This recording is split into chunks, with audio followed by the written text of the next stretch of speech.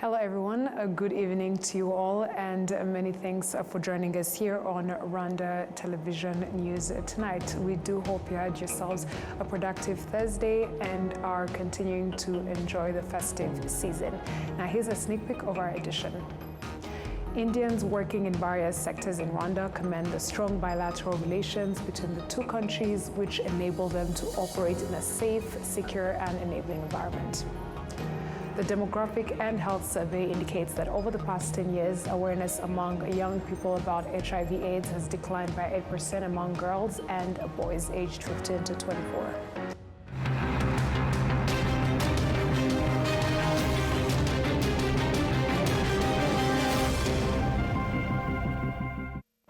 Once again, we're glad you were able to join us here, coming to you straight from the heart of Africa, Kigali, and my name is Martina Abera. Now let us begin by informing you that Indians working in various sectors in Rwanda commend the strong bilateral relations between the two countries, which enable them to operate in a safe, secure and enabling environment.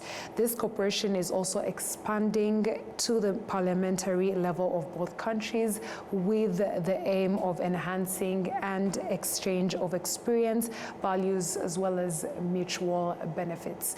We have more. For more than 10 years, Anat Sharm, one of the over 3,000 Indians living in Rwanda, has invested in manufacturing bags and various packaging materials through his company, Merak Industries. He says Rwanda's security, cleanliness, and ease of doing business attracted him to establish the factory in Kigali. Today, the company employs more than 200 workers. Over 95% of them are Rwandans. So we are manufacturers of polypropylene bags, you can say PP woven sacks. So in Rwanda we say imifuka. So we manufacture imifuka for cement companies, for animal feeds, for kahunga, for any other agriculture related activity as well. And apart from that, anything which relates to packaging. So we are into basically packaging business. The best thing about Rwanda is, the ease of doing, first of all, if we start with the company registration. So it is so easy, you can, do it online as well. And within a day you get your, all documents in place. If not in a day, maybe next day. That is first thing. And then the cleanliness and the safety. I should consider that is the USP for this country. Because when you have cleanliness, safety in place, those are the basics which every, businessman or any individual as a person, as a human being would like to ask for. We've been into several African countries, but this is an exceptional for us. It's a small country, landlocked, but a lot of values are there. And definitely the leadership, which is something which is very crucial for us.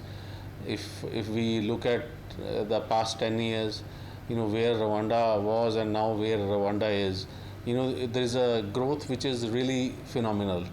So it is all because of the leadership, I could say. Sharm Supermarket, well known across the city of Kigali, are another example of long-standing Indian investment in Rwanda's retail sector. The founder, Kumar Gautama Sharma, says he has no intention of leaving Rwanda, citing the country's continued development and the culture of mutual respect among Rwandans. So here people, it's a very excellent, good nature friendly. Even the ecosystem, governance are very nice. So we are very happy with family and very happy to, your medical sector is good, education sector is good. Even the whenever you go in all over the Kigali, Rwanda, everywhere in the world, Rwanda country, you feel safe. No any problem of security, no any problem of any kind of something to happen with you. No, and people are helping each other. It's the best things is in Rwanda. According to Rwanda Development Board RDB 2024 report, India was the second largest source of foreign investment into Rwanda that year, with investments nearing $450 million. These investments span sectors including trade, energy, telecommunications, agro-processing, and others.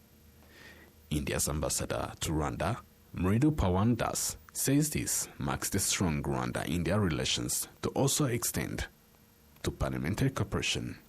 This was the focus of his meeting with the Speaker of Rwanda's Parliament on Thursday. Parliament cooperation between the two parliaments is of critical importance. India, as you'd be aware, is the largest democracy in the world, and Rwanda is a democracy, in Africa, in East Africa in particular, with very proud traditions.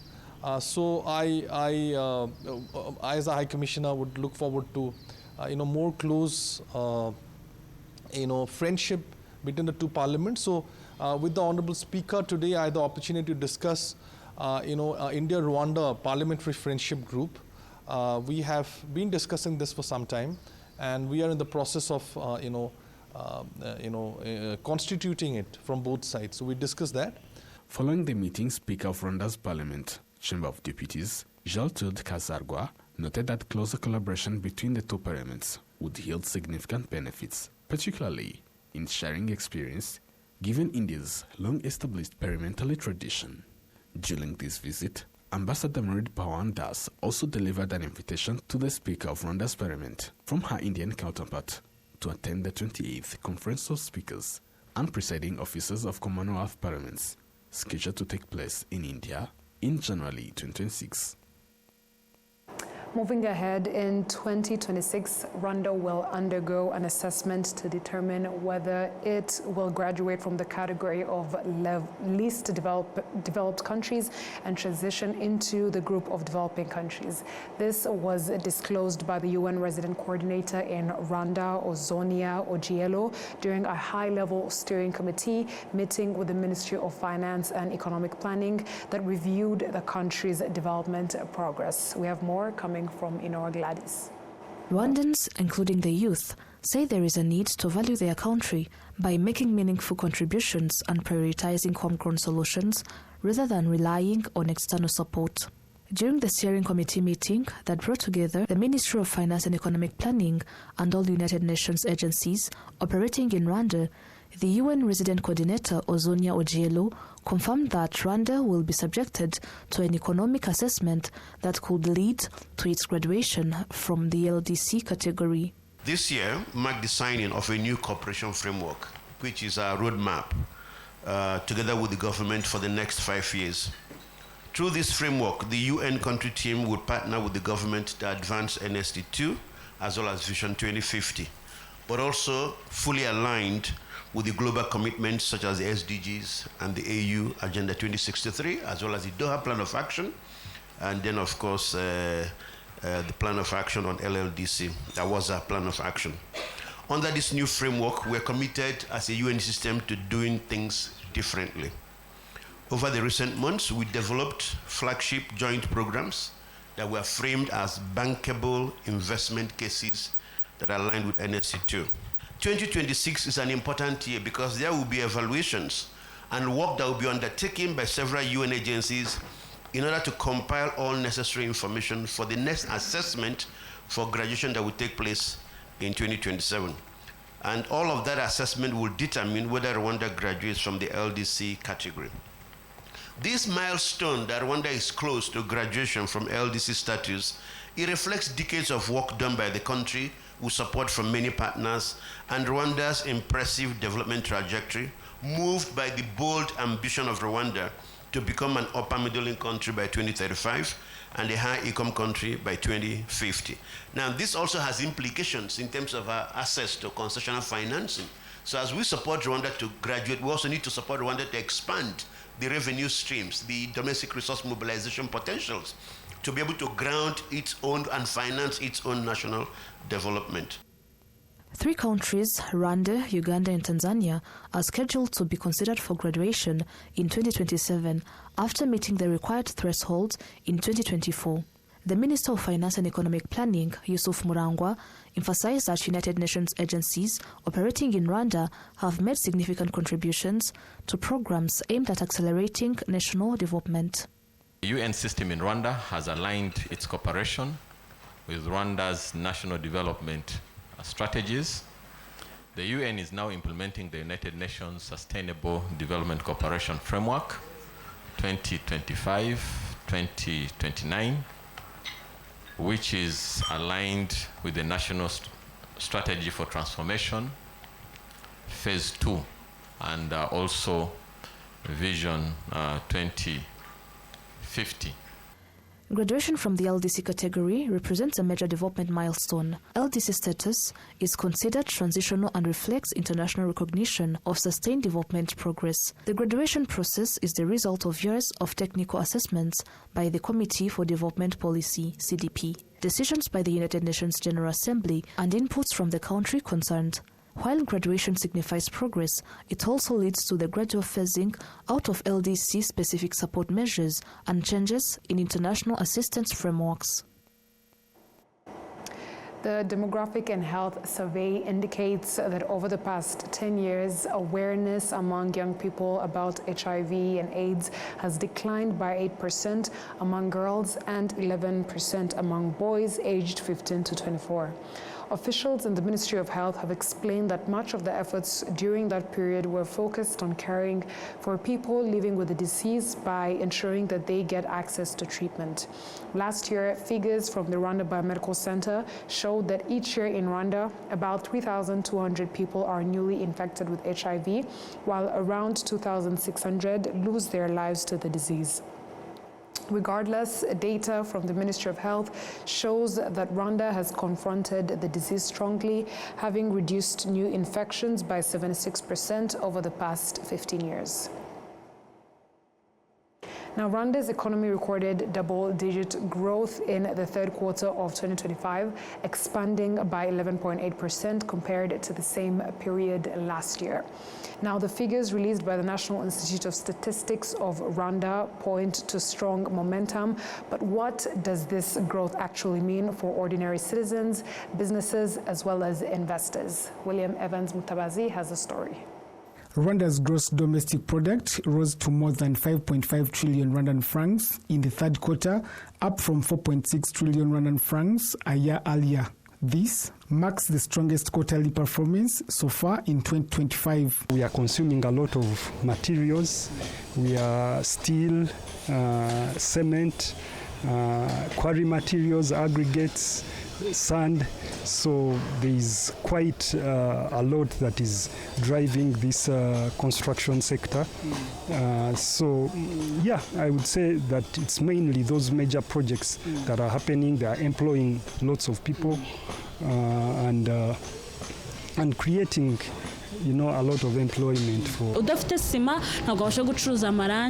If you do not have cement in your shop, you might as well not be able to sell any other products like paint. They usually buy cement first, then ask about those other items.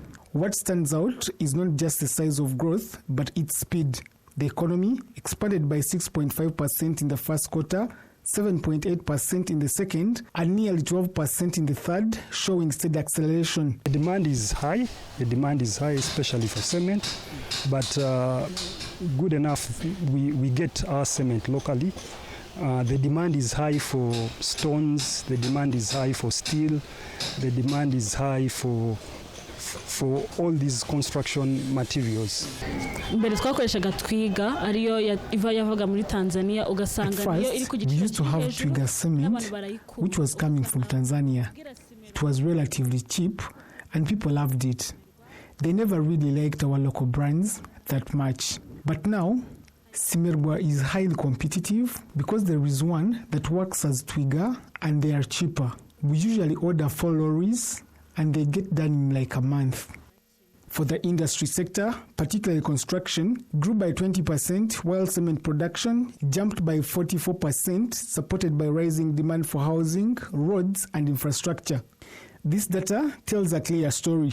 Industry is gaining strength and construction has become the central growth engine.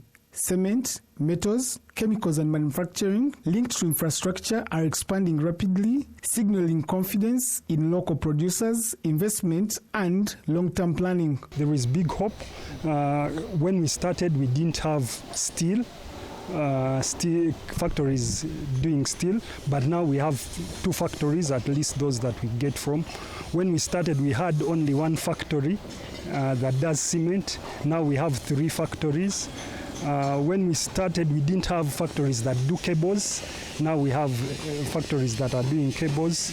We have factories, we have people that are processing wood to get wooden poles. A lot of people feed off from cement. There is me who buys at wholesale, and then those who load and offload the trucks, and they're also retailers. This makes many people benefit from this. This kind of growth creates jobs, supports small businesses, and expands the tax base. The numbers in simple terms confirm that Rwanda's economy is no longer merely recovering, and it's not accidental growth, it is policy-driven. But for investors, the signal is stronger. Rwanda is building, expanding, and planning ahead. William Evans, RwandaTV News. Members of Unity Club in Rumuri have visited elderly genocide survivors known as Inhwaza at the Iminganzima nursing home in Nyanza in an activity aimed at wishing them a Merry Christmas and a Happy New Year. The event was also attended by members of Avega, Agahozo, Ibuka, various leaders from Nyanza district, partners, and the neighbors of the Inhwaza. The Iminganzima nursing home in Nyanza is home to 58 elderly genocide survivors, 6 of whom are male. The nursing homes were built in different parts of the country under a program initiated in 2014 by Her Excellency Jeannette Kagame, the First Lady of Rwanda, with the aim of safeguarding the well-being of the elderly who survived the 1994 genocide against the Tutsi and were left without family support. Moving on to education matters, education experts say that family conflicts are among the factors causing some children to drop out of school, noting that if this issue is addressed, the number of dropouts would decrease. The Ministry of Education, however, says that various measures, including identifying children who have left school and reintegrating them, are gradually providing solutions to the problem. In the years around 2017, the school dropout rate in Rwanda rose from 4.4% to 9.4% in 2020. To reduce these figures, some educators in the city of Kigali say that measures such as identifying students and their places of residence in order to bring them back to school, as well as school feeding programs, have played a role in preventing children from continuing to drop out. The head of the Education Policy Department at the Ministry of Education, Rose Baguma, has explained that measures such as tracing children who have left school and closely following up on them to ensure they return to education are continuing to yield results, making it possible to achieve the national targets. To reduce dropouts in our schools, there are a number of strategies that we have implemented, but the first thing to do that we started is identification. So identification of all those out of school children. We already have them in the database, and we have started re-enrolling them to schools to make sure that all of them go back to school. But enrollment is not enough. We are trying to retain them in school. By retaining them to schools, we reinforce the student attendance tracking system called Karame system that we require all teachers, all schools, to feed in information, the attendance every day, so that we can track those who are missing, the absentees, every day to reduce dropout or to prevent possible future dropout. But again, in retaining kids to school, remember they came back in numbers. We are also building new classrooms. We increased the number of schools. We are training teachers to support these kids because now they're back and they need extra support. We introduced the remedial program system to help those, I wouldn't say weak learners, but those who lagged behind, maybe because they dropped out or because they didn't follow enough because of overcrowding. So we support them at least to lift their academic achievements, to transition to other levels of education. So we are making all our best to make sure that they remain in schools, and we remove all the barriers that hinder them to go to school. The latest 2023 figures from the Ministry of Education show that Gisagara and Ngororero districts have the highest average rate of school dropouts at 6.70%, while Kicukiro district has the lowest rate at 2%. It is projected that the dropout rate will decrease from 5.5% recorded under NST 1 to 3.9% under NST 2 by no later than 2029. And that story marks the end of our bulletin. Before we let you go, let's have a recap of our headlines. Indians working in various sectors in Rwanda commend the strong bilateral relations between the two countries, which enable them to operate in a safe, secure, and enabling environment. The Demographic and Health Survey indicates that over the past 10 years, awareness among young people about HIV and AIDS has declined by 8% among girls and 11% among boys aged 15 to 14.